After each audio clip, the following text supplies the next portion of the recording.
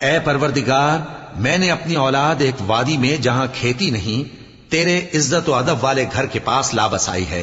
اے پروردگار، تاکہ یہ نماز پڑھیں سو تو لوگوں کے دلوں کو ایسا کر دے کہ ان کی طرف جھکے رہیں، اور ان کو میووں سے روزی دیتے رہنا تاکہ تیرا شکر کریں۔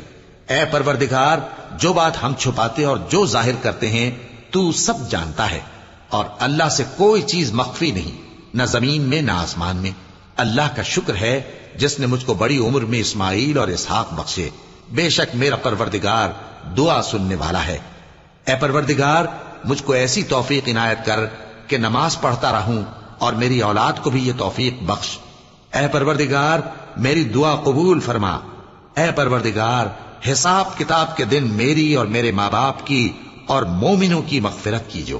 اور مومنوں، یہ نہ سمجھنا کہ یہ ظالم جو کام کر رہے ہیں اللہ ان سے بے خبر ہے، وہ ان کو اس دن تک مہلت دے رہا ہے جبکہ دہشت کے سبب آنکھیں پھٹی کی پھٹی رہ جائیں گی، اور لوگ سر اٹھائے ہوئے میدان قیامت کی طرف دوڑ رہے ہوں گے، ان کی نگاہیں خود اپنی طرف لوٹ نہ سکیں گی، اور ان کے دل مارے خوف کے ہوا ہو رہے ہوں گے۔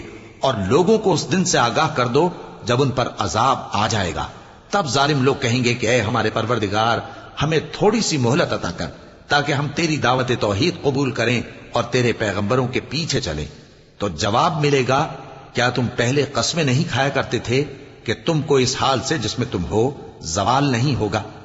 اور جو لوگ اپنے آپ پر ظلم کرتے تھے تم ان کے مکانوں میں رہتے تھے، اور تم پر ظاہر ہو چکا تھا کہ ہم نے ان لوگوں کے ساتھ کس طرح کا معاملہ کیا تھا، اور تمہارے سمجھانے کے لیے مثالیں بیان کر دی تھی۔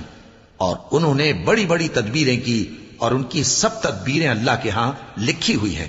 گو وہ تدبیریں ایسی غضب کی تھیں کہ ان سے پہاڑ بھی ٹل جائیں۔ تو ایسا خیال نہ کرنا کہ اللہ نے جو اپنے پیغمبروں سے وعدہ کیا ہے وہ اس کے خلاف کرے گا۔